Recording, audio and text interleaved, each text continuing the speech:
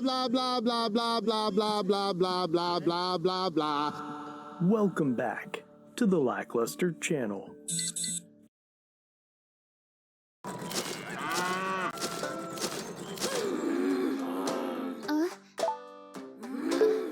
That didn't necessarily have a resolution at the time of our coverage, and seeing where they are now. As mentioned in Part 1, it can take years for these cases to reach any meaningful resolution, so there's no scheduled timeline for when these update episodes come out, but we will try to release one as often as we can. Be sure to let us know if you enjoy this format in the comments, and also let us know if there are any particular episodes that you would like to see included here. Also, if you enjoy the content that we produce here at ATA, please be sure to like and subscribe. It really does help us grow and reach new people. Without further ado, let's dive right in. The first interaction that we're going to be taking a look at happened back in July of 2021. In this encounter, Officer Deavante Johnson of the Moorfield Police Department in West Virginia initiated a traffic stop on Hardy County Circuit Judge C. Carter Williams for operating his vehicle with a cell phone in his hand. By the time Officer Johnson got to Judge Williams' car, the judge was already infuriated, believing that he wasn't actually violating the law and that he was just holding his phone as opposed to actually using it.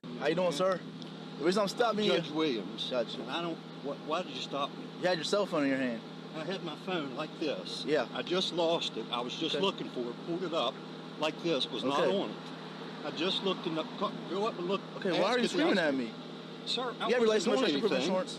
You have your license, registration, proof of insurance? I wasn't doing anything wrong. You have your license, registration, I'm proof not of going to insurance? give you my license registration. You were doing something wrong. You cannot have a handheld... I had my phone just like this. I was not on my phone. In what state of West Virginia, you cannot have a handheld cell phone?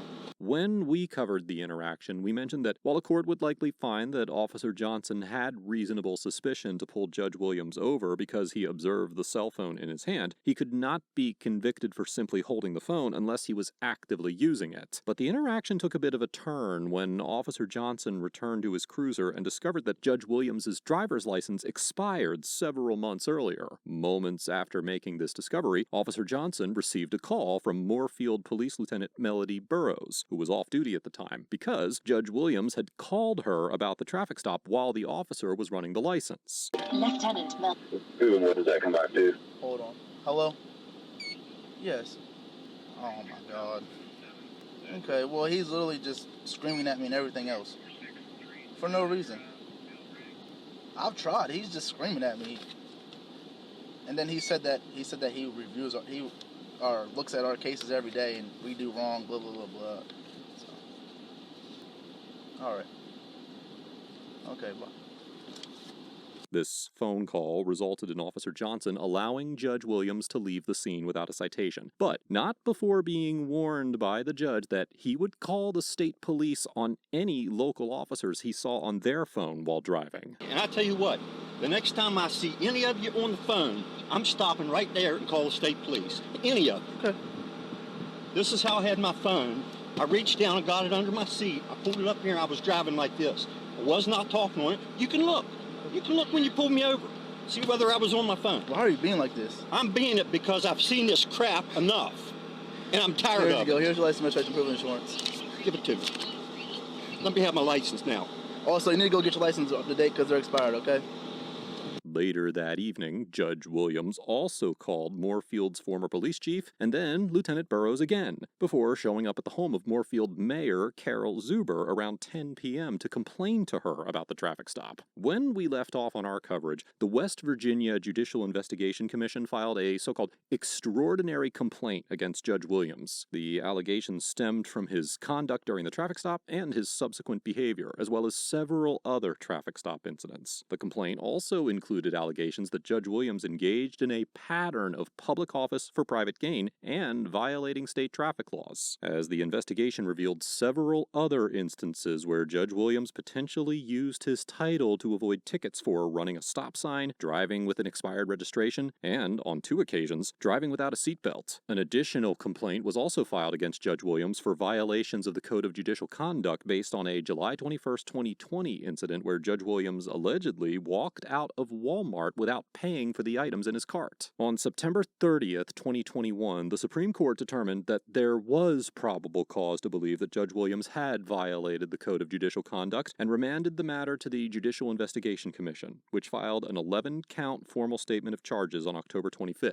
Judge Williams was scheduled to go before the Judicial Hearing Board on February 23, 2022, but the commission filed an additional formal state of charges against Judge Williams on February 14th, and his hearing was postponed. The new charges stemmed from yet another incident where Judge Williams walked out of Walmart without paying for his merchandise on August 18, 2021. Although Walmart sources reported that Judge Williams appeared to be distracted both times that he allegedly left without paying for his items, the judge failed to report these incidents. These investigations were still ongoing when we covered this interaction. But in May of 2023, Judge Williams was officially sanctioned by the state Supreme Court, and he was suspended for 6 months and fined $5,000. According to Supreme Court Chief Justice Beth Walker, Judge Williams' call to the officer's supervisor during the traffic stop, quote, can only reasonably be interpreted as coercive, and the calls made thereafter were a blatant invocation of his office. A judicial disciplinary investigation also found that Judge Williams had been pulled over 3 other times in 2020 and 2021 without being ticketed. In October of 2023, the Judicial Hearing Board found that Judge Williams violated 6 judicial rules related to professional and public conduct, compliance with the law, and using his office for personal gain, which resulted in the punishment mentioned before. Needless to say, this feels like a slap on the wrist for a judge that has demonstrated poor character on multiple occasions, and even technically breaking the law twice. If any normal person were to walk out of Walmart without paying for their items, then they would be prosecuted without question, especially if they did it more than once. It is good to see that Judge Williams was held to some degree of accountability, but I question whether a 6-month suspension was sufficient. I'm sure you're all familiar with this next interaction because it is by far the most popular video on this channel, but I'm going to give you a quick refresher just in case you forgot the details. On July 26th of 2021, Officer David Lance Dukes of the Orangeburg Department of Public Safety responded to a call regarding a man banging on a townhouse door, allegedly with a gun.